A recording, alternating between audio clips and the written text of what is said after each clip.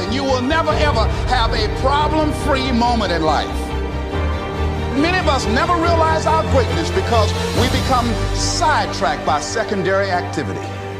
We spread ourselves too thin, don't know how to say no, and we find ourselves doing all kinds of things and never ever have time to do those things that we need to do to work on ourselves. And then there goes a second, there goes another second, there goes another second, and we can't stop and hold time. And before you know it, you wake up one day and you're behind in your dreams and your bills. You have till midnight to dump out all jealousy, all pettiness, all unforgiveness, all strife, all malice, all confusion, all blaming other people for your mistake. You got till midnight to get rid of every poison that's hindering you. Woe be unto you if you go into another year and waste another year with the old mentality while somebody's in the hospital begging God for the opportunity that you have right now. You better step into this moment. Don't just talk about your grind. Don't just talk about how much you're this and that. Show me. So when you're challenged by life, what are you going to do? When you feel like you're at your lowest point in life, will you throw in the towel? Or will you make the move to make it?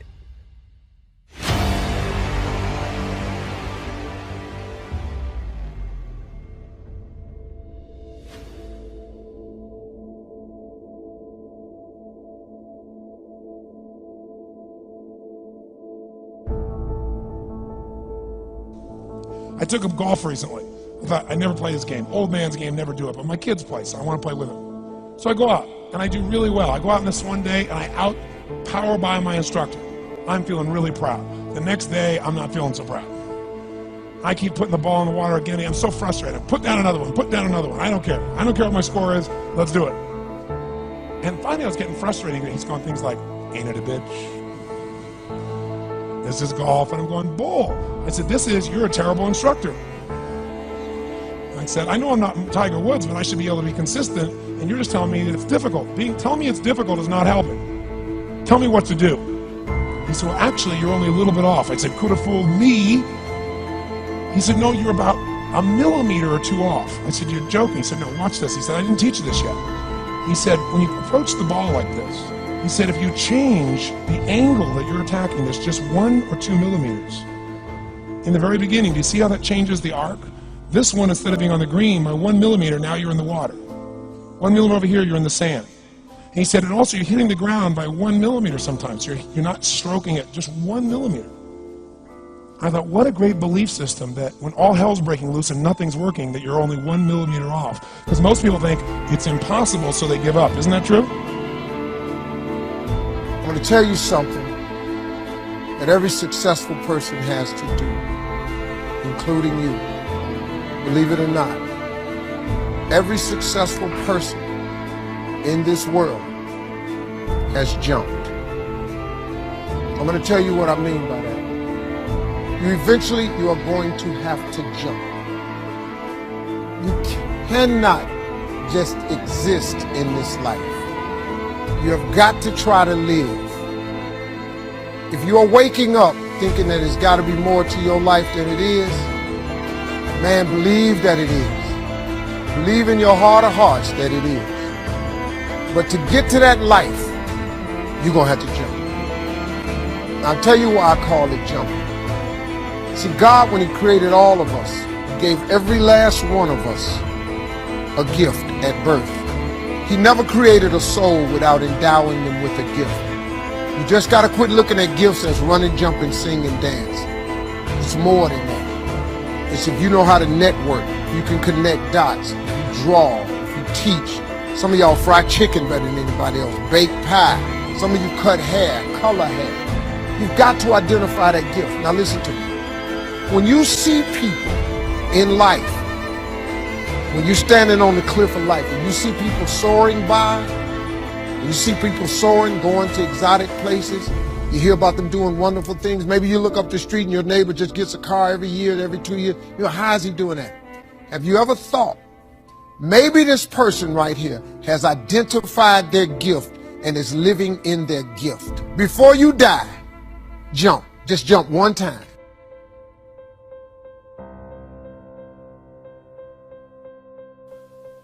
My dreams don't live down there. That's what my granddad used to tell me. When I used to walk in them projects, I look down, I see crack needles. I see bullets. I see blood stains. But when I looked in the sky, I saw my dreams. I saw my opportunity. When I would go to school, they would tell me I was too dumb. They told me I'd be like my father, like my family, selling dope, going to the penitentiary, never seeing what the real was. If you lay there in your pool of blood, you're gonna die there. Young King, learn how to fight for your purpose and not the money. You know what's so funny? Say, I just want to sort of, they're kind of dabbling in the idea of improving themselves. And the real way to do it is you got to write down what the fuck you want and then go after it. Because otherwise you live in sort of a wishy-washy world. You know, if you decide, I'm going to get down to bang, I'm going to do this. What I tell people is the best advice that I've ever heard, the best advice I ever came up with, is that live your life like you're the hero in your movie.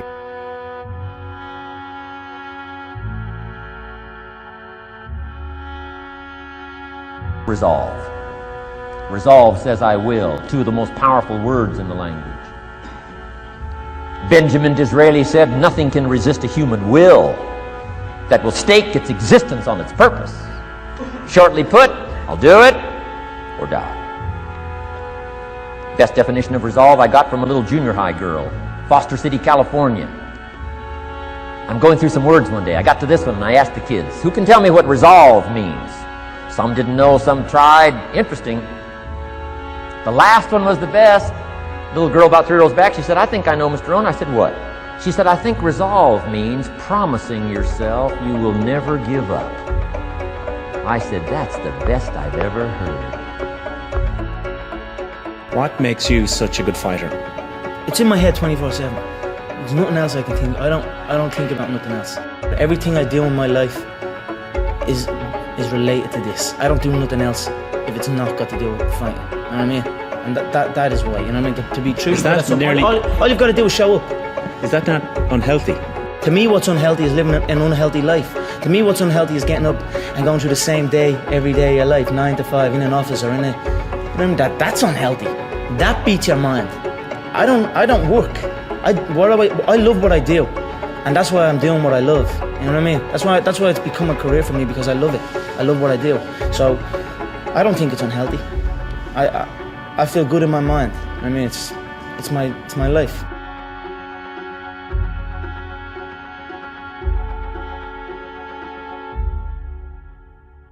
I have a very strong belief that everything that comes into your life is supposed to, and every condition of your life is part of the perfection of it, and that there's a blessing in all of it, and that there are no accidents, that it's a perfect, absolutely, totally perfect universe. Everybody that you meet for a reason. Everybody you're sitting next to, you're there for a reason. You can either take advantage of it or not.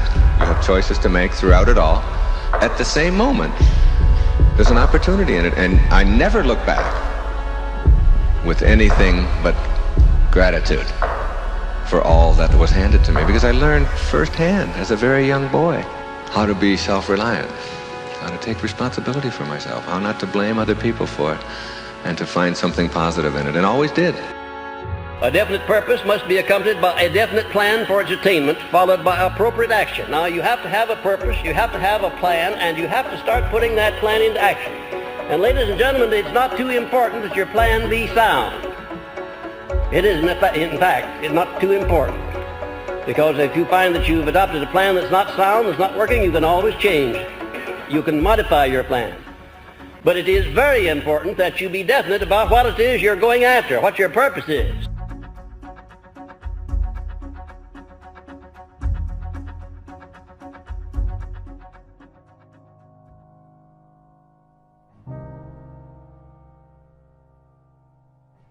I spent the first 25 years of my life like a spectator, watching other people get successful and then wondering why I wasn't. Success is your duty. It is your obligation and your responsibility. I love living. I think that's infectious. It's something that you can't fake. When you had that third failure in a row, did you think, I need to pack this in? Never. Why not? I don't ever give up.